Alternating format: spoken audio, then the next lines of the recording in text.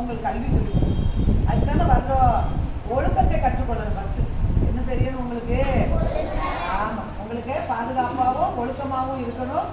என்ன பண்ணணும்? நீங்கள் உங்களுடைய கடமையை செய்யுங்க, டீச்சர் அவங்களுடைய கடமையை செய்யுங்க. சரியா செல்லம்? சரி, உங்களுடைய கடமை என்ன கடமை? படிக்கிறது. எங்களுடைய கடமை என்ன கடமை? என்ன சொல்லிக் கொடுக்கணும்? பாடம் மட்டும் சொல்லிக் கொடுக்கணுமா? என்ன சொல்லிக் கொடுக்கணும்? அனைத்தையும் கற்றுக் கொடுப்பவர் ஆசிரியர். குற்றம் நீங்க, பிழை இல்லாமல் எதை செய்யும். ஓகேவா? சரியா செல்லம்? சரி, ஏமா அடுத்தவங்க சொல்லுங்க. சுகாதாரத்துறை அமைச்சர்.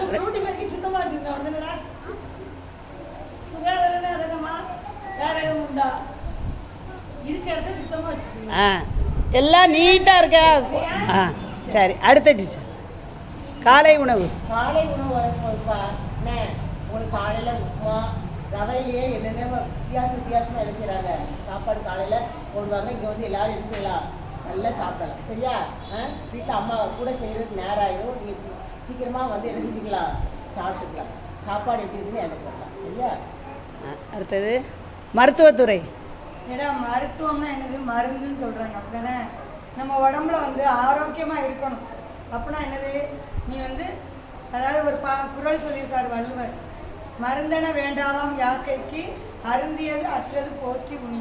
நீ வந்து உன்னோட உடம்பை நல்லா பாதுகாக்கணும்னு நீ நினச்சேன்னா காலையில் எந்திரிச்சோடனே எல்லோரும் நல்லா தண்ணி குடி. தண்ணி குடிச்சேன்னா உன் உடம்புல உள்ள அசுத்தமெல்லாம் வெளியேறிடும். அப்போ ஸ்கூலில் வந்து நீ கஷ்டப்பட வேண்டிய அவசியம் இல்லை. ரெண்டாவது, ஒரு இடத்துல இருந்து இன்னொரு இடத்துக்கு போகையில் ஓடக்கூடாது. ஓடினா தானே கீழே விழுந்து மருந்து வைக்கணும், எல்லாம் செய்யணும். அப்போ உன் உடம்ப நீ என்ன செய்யணும்? பாதுகாத்துக்கணும். அது நீங்கள் தான் செய்யணும். என்ன உங்களுக்கு எதுவும் முடியலை, இன்னைக்கு டீச்சர் எனக்கு சாப்பிடலை, வயிறு வலிக்கு அப்படின்னா எங்கிட்ட வந்து சொல்லலாம். சாப்பிடாதனால சிலருக்கு வயிறு வலிக்கும். டயத்துக்கு சாப்பிடணும். டயத்துக்கு என்ன செய்யணும்? சாப்பிடணும். நல்லா தண்ணி குடிக்கணும். நல்லா என்ன குடிக்கணும்? தண்ணி குடிக்கணும். இதெல்லாம் நீ செஞ்சு உன் உடம்பை நீ பாதுகாத்தாதான் உனக்கு நோய்ங்கிறது என்ன செய்யாது, வராது. நோய் வராமல் இருந்தால் நம்ம யாரும் தேவையில்லை, மருத்துவத்துறை நமக்கு தேவையில்லை. உனக்கு நோய் வந்துட்டு எனக்கு முடியலை அப்படின்னா டீச்சர்கிட்ட வந்து சொல்லு, இப்படி முடியலை டீச்சர் எனக்கு என்ன செய்யலாம் கேளு, நான் சொல்கிறேன் இல்லையா? ஆனால் நீ உன் உடம்பை என்ன செஞ்சுக்கிடணும்? உடனே நீயே பாதுகாத்துக்கிடணும். அதுக்கு தன் சுத்தம் வேணும். டெய்லி குளிக்கணும். டெய்லி என்ன செய்யணும்? குளிக்கணும். அன்றாட கடமைகளை செய்யணும். காலையில் எழுந்திரிச்சோடனே என்னென்ன வேலை செய்யணுமோ எல்லாம் செய்யணும். நல்லா தூங்கணும். நைட்டு என்ன செய்யணும்? நல்லா தூங்கணும். டிவி இதெல்லாம் பார்க்கறத குறைக்கணும். செல்லு டிவி பார்க்கறத குறைக்கணும். உன் கண் உடம்பு எல்லாத்தையும் ஆரோக்கியமாக வச்சுக்கிறதுக்கு என்னென்ன வகை வேணுமோ என்ன வந்து கேட்கலாம். டீச்சர் கண் வலிக்குது என்ன செய்யலாம் கேளு, நான் சொல்கிறேன். புரியுதாயா? உடம்பை நல்லா எல்லாரும் ஆரோக்கியமாக பார்த்துக்கிறீங்களா? தலைவர். இங்கே இருக்கிற ஆசிரியர்களே, நான் இப்போ தான் சேர்ந்தேன். எனக்கு இவ்வளோ பெரிய பொறுப்பை கொடுத்த ஸ்கூலுக்கும் டீச்சருக்கும் ரொம்ப நன்றி. உங்களுக்கு என்ன உதவினாலும் எப்போனாலும் என்கிட்ட என்ன செய்யலாம், கேட்கலாம். என்னால் முடிஞ்சதை கண்டிப்பாக செய்வேன். பிறர்கிட்டையும் கேட்டு உங்களுக்கு தேவையான உதவியை கண்டிப்பாக செஞ்சு கொடுப்பேன். ரொம்ப நன்றி. விளையாட்டுத்துறை. நம்ம டெய்லி யோகா சொல்லி கொடுக்குறாங்களா, வாரத்துக்கு ஒரு time.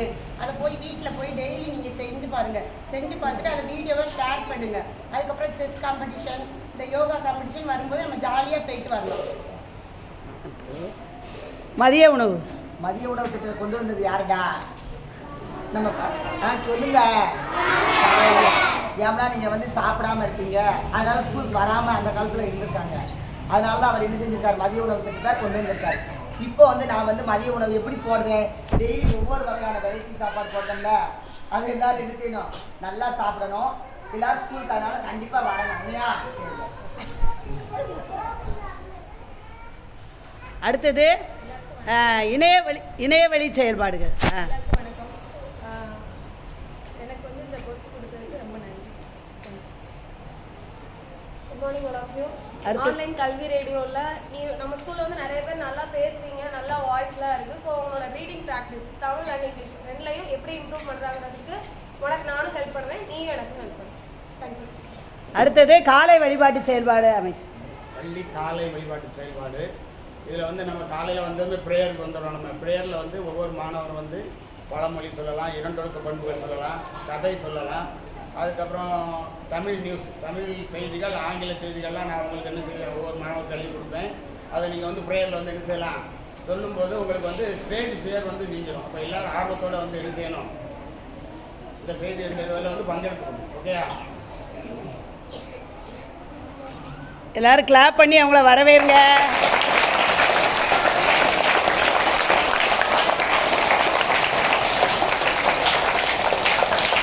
All the best teachers. Thank you very much.